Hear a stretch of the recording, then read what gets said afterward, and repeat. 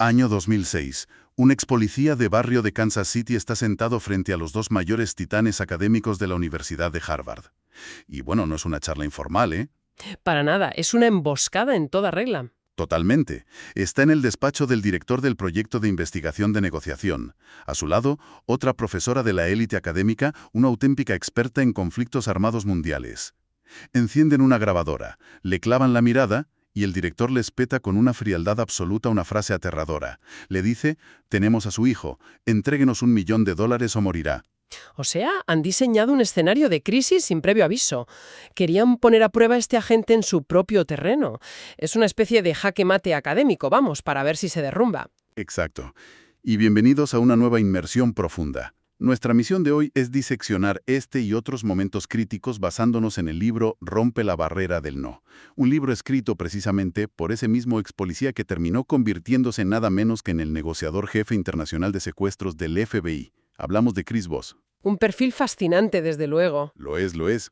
El objetivo de este análisis a fondo es extraer esas tácticas de negociación de rehenes del FBI, tácticas nacidas literalmente en situaciones de vida o muerte, y traducirlas en herramientas psicológicas para la vida diaria y los negocios de nuestra audiencia. Vale, vamos a desgranar esto, porque la anécdota de Harvard es el punto de partida perfecto. Es como poner a un jugador de ajedrez aficionado frente a dos grandes maestros mundiales que además han diseñado el tablero a su antojo. Claro, y juegan en casa. Eso es.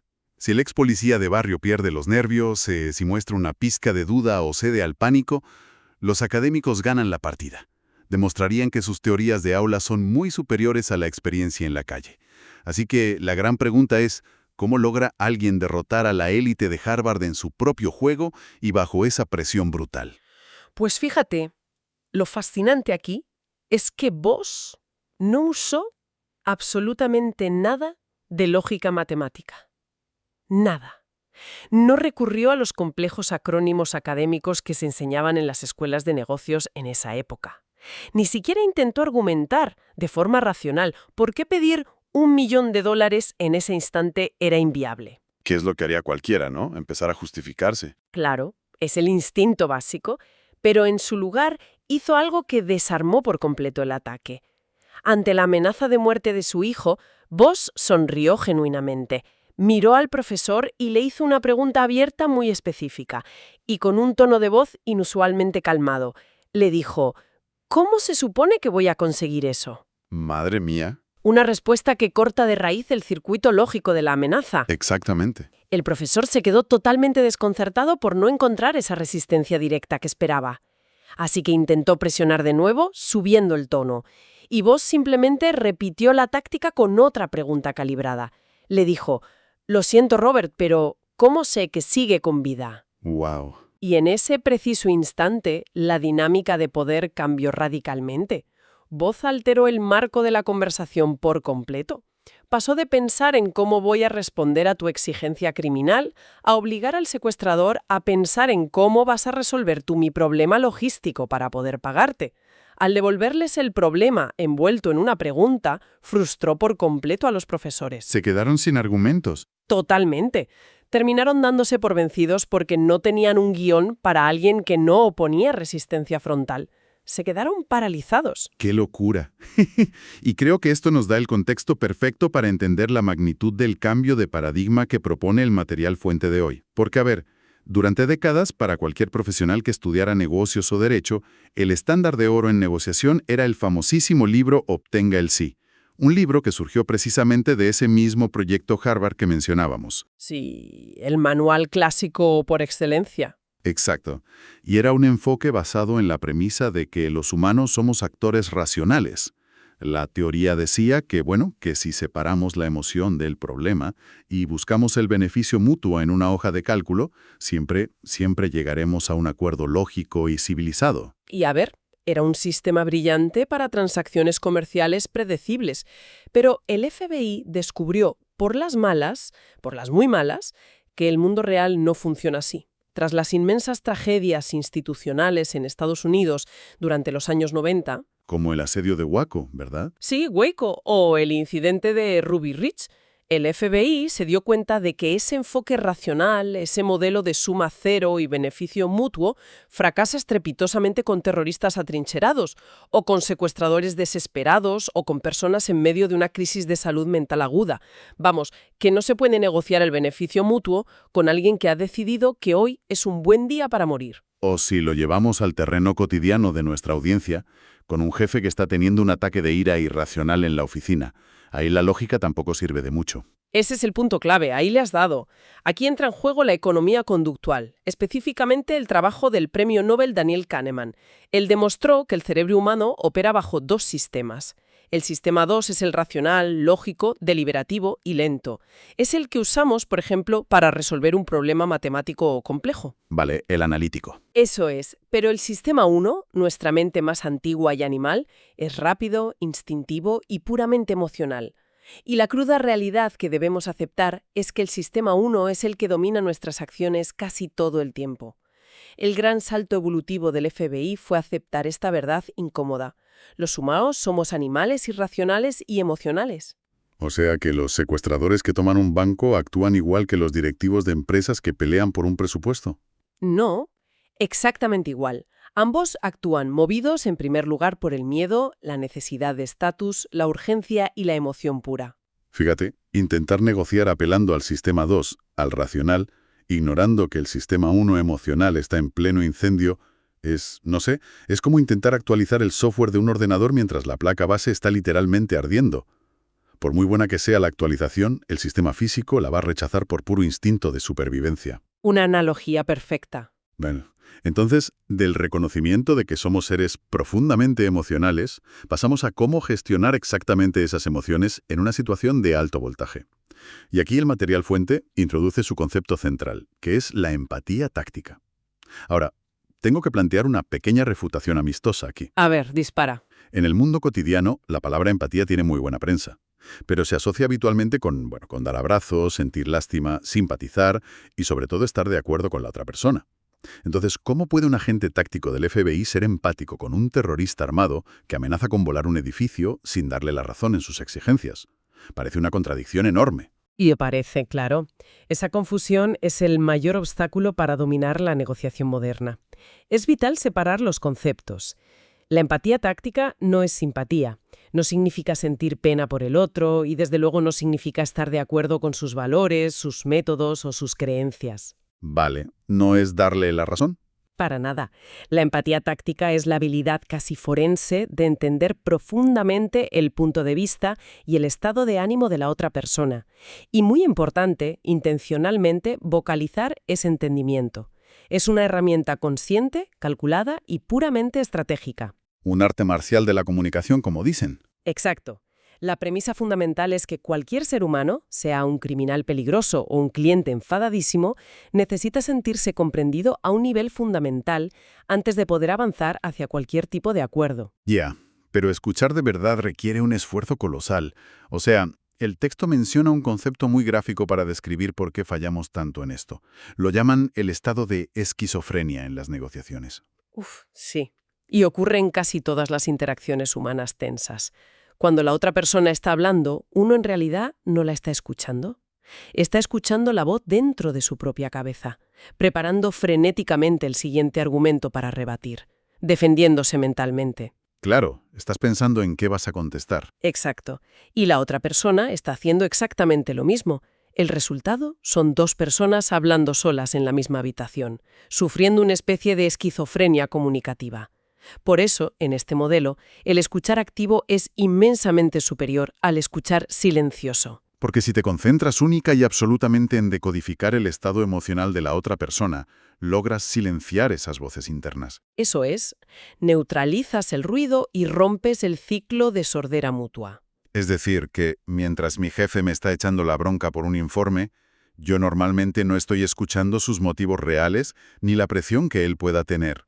Solo estoy ensayando en mi cabeza mi excusa para soltarla en cuanto él tome aire. Y claro, eso solo empeora las cosas. Las empeora muchísimo, sí. Me encanta la teoría, de verdad, pero para quienes nos escuchan y necesitan aplicar esto en una reunión tensa mañana mismo en su oficina, ¿cómo se hace fáctica y físicamente?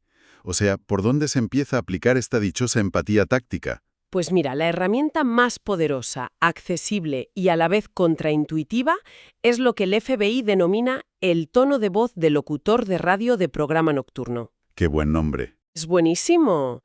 Y es una técnica puramente vocal. Consiste en emplear una voz con una inflexión descendente, profunda, suave, con un ritmo calmado y reconfortante. Y ojo, no es solo un truco teatral para sonar interesante. Tiene un fundamento biológico súper riguroso. Ah, sí. Sí, sí. Nuestro cerebro no solo decodifica el significado literal de las palabras, procesa constantemente señales de peligro y seguridad en el entorno. Cuando alguien usa este tono grave, con esa inflexión hacia abajo al final de las frases, activa de forma literal el sistema nervioso parasimpático del oyente. O sea, entramos en la biología pura y dura de la negociación. Sin duda. Ese tono estimula el nervio vago del interlocutor y esto biológicamente reduce sus niveles de cortisol, que es la hormona del estrés, y ralentiza sus latidos cardíacos. Transmite un mensaje subconsciente irrefutable que dice: tengo el control absoluto y todo está en calma. Funciona como un interruptor neurológico, entonces. Literalmente, desactiva la desconfianza y el nerviosismo, forzando a la mente irracional del otro a bajar sus defensas sin que siquiera se dé cuenta. Fíjate, aquí es donde se pone muy interesante.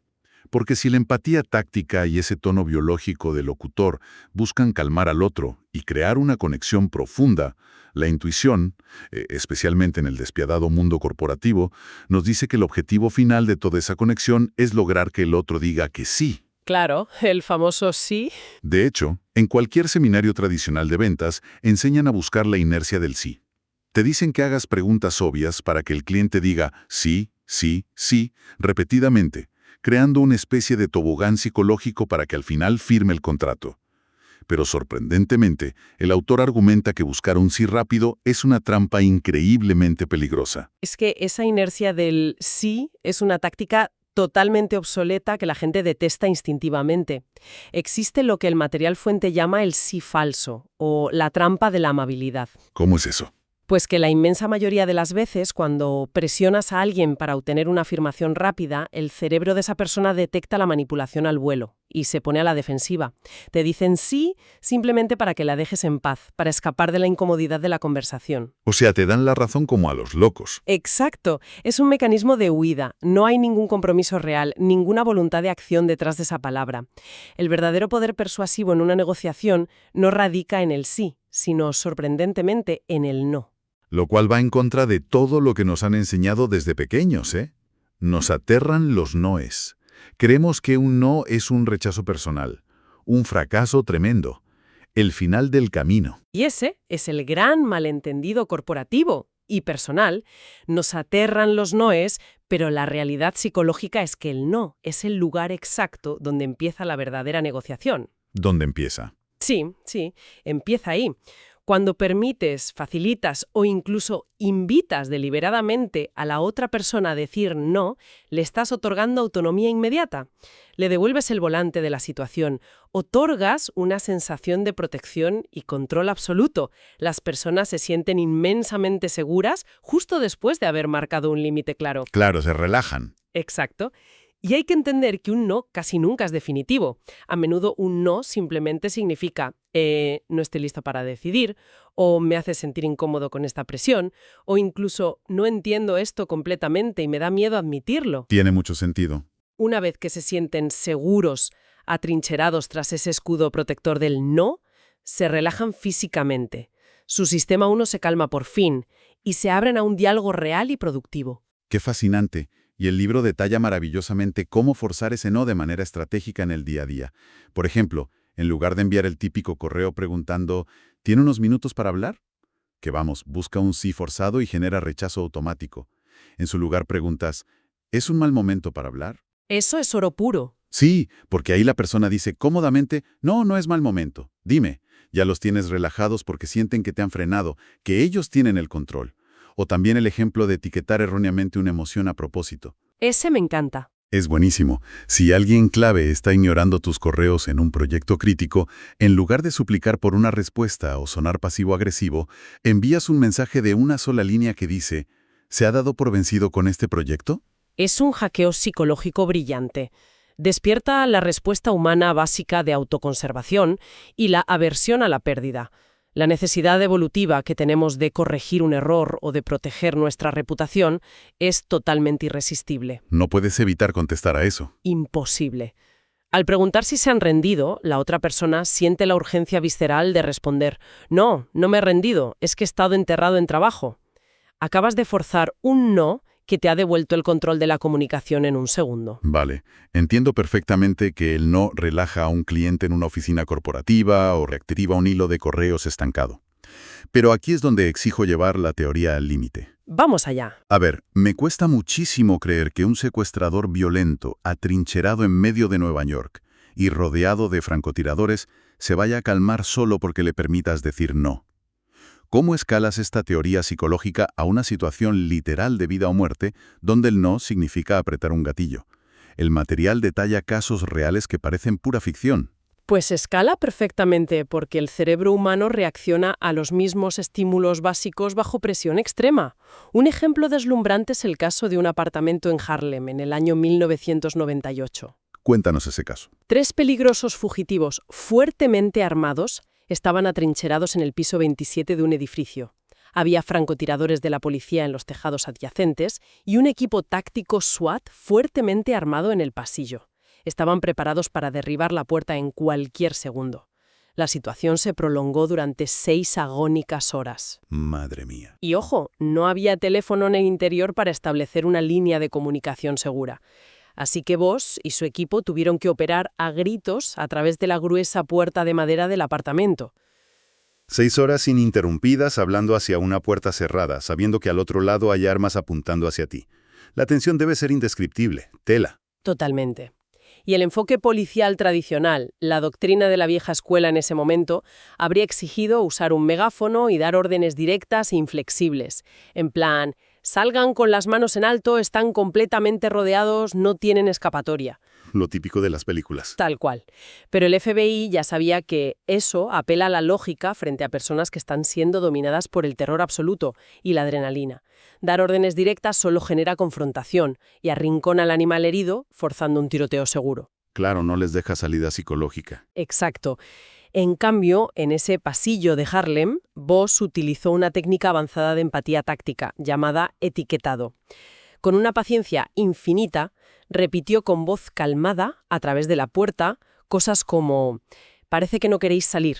Parece que os preocupa que si abrís la puerta, el equipo táctico entrará a tiro limpio. Parece que no queréis volver a la cárcel. Fíjate en el matiz tan importante aquí. No les está juzgando. Para nada. No les está diciendo: oye, comprendo que hayáis robado. Ni les está dando la razón en sus actos criminales. Solo está poniendo un altavoz gigante frente a los miedos más primarios y profundos de esos 3 fugitivos. Esa es la esencia pura del etiquetado. Verbalizar esos miedos tuvo un efecto biológico directo e irreversible. Al identificar y nombrar la emoción negativa en voz alta, sin juzgarla, el cerebro de los fugitivos comenzó a procesar la información de otra manera. O sea, les bajó las pulsaciones. Literalmente.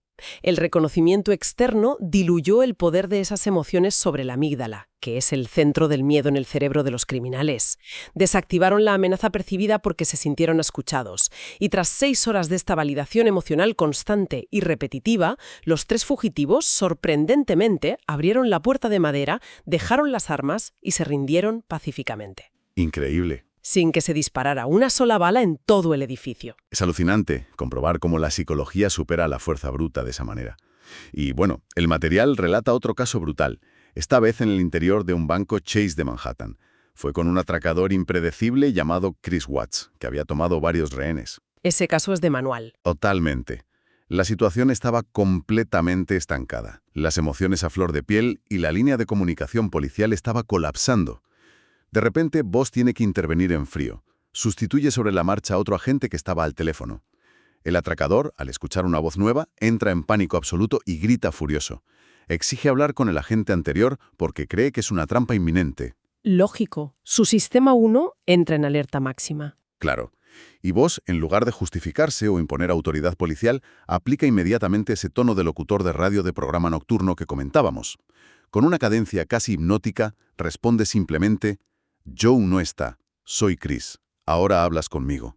Cero confrontación, inflexión descendente perfecta.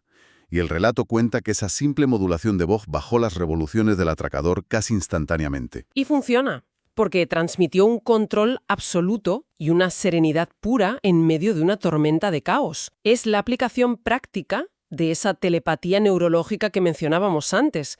Las emociones son tremendamente contagiosas.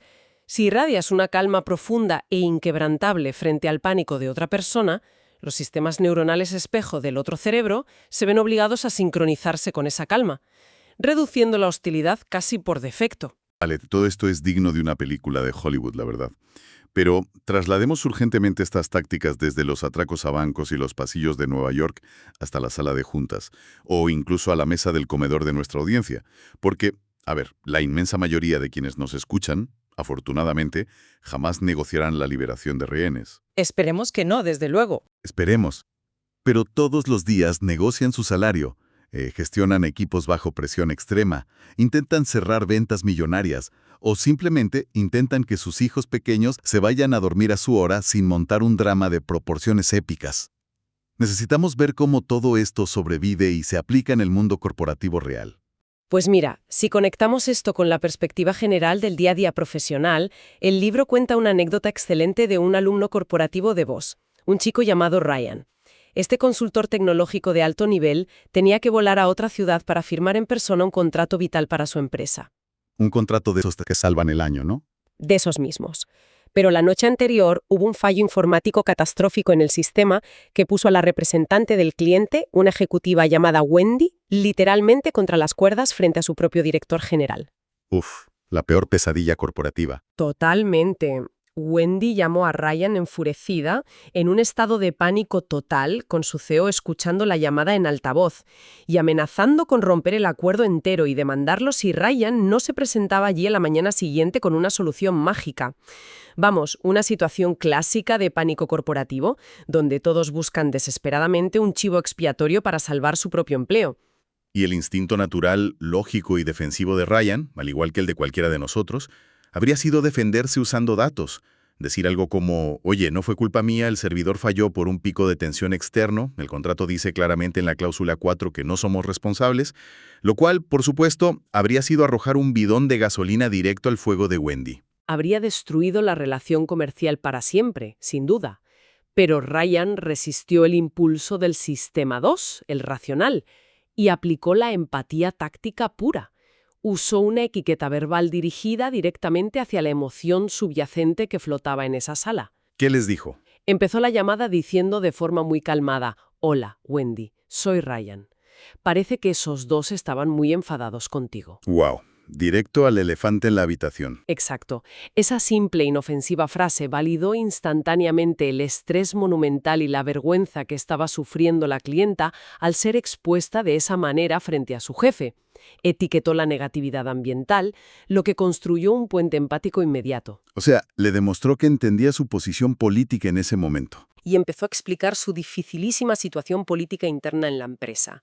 La confrontación hostil se convirtió en colaboración estratégica en cuestión de un par de minutos. Es pura alquimia conversacional. Y de hecho, el material nos deja herramientas concretas, muy específicas, que cualquier persona puede empezar a usar hoy mismo en la oficina. Me gustaría que nos detuviéramos en dos de ellas. Adelante. La primera es el reflejo, o mirroring en inglés. A ver, cuando escuchas esa palabra, suena a técnica de lenguaje corporal o a programación neurolingüística barata de los 90.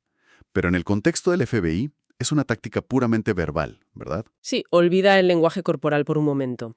El reflejo verbal del FBI es increíblemente simple en su ejecución, pero devastadoramente efectivo. Consiste de forma muy estricta en repetir las últimas 3 palabras o de 1 a 3 palabras clave de lo que la otra persona acaba de decir, y hacerlo utilizando un tono ligeramente inquisitivo, como si plantearas una pregunta suave. Qué curioso. Es un auténtico truco mental Jedi, te lo aseguro. Los seres humanos tendemos a sentir temor instintivo ante lo que es diferente y una profunda atracción y confianza hacia lo que es similar. El reflejo insinúa biológicamente esa similitud, fomenta una conexión neurológica profunda e invita instintivamente a la otra persona a seguir hablando, a rellenar el silencio y a elaborar su pensamiento. Revelando información sin parecer un interrogatorio. Exacto, esa es la clave. sin que jamás parezca un interrogatorio policial. Pues hagamos una prueba rápida para que la audiencia vea la mecánica en vivo.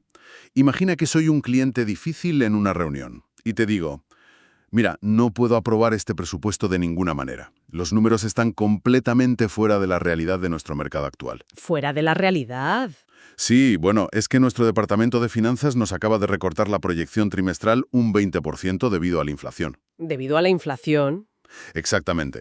El mes pasado los costes de suministros subieron tantísimo que el director financiero nos ha congelado cualquier contratación externa hasta octubre. Ya lo ves, magia pura. Madre mía, es que sale solo. Claro.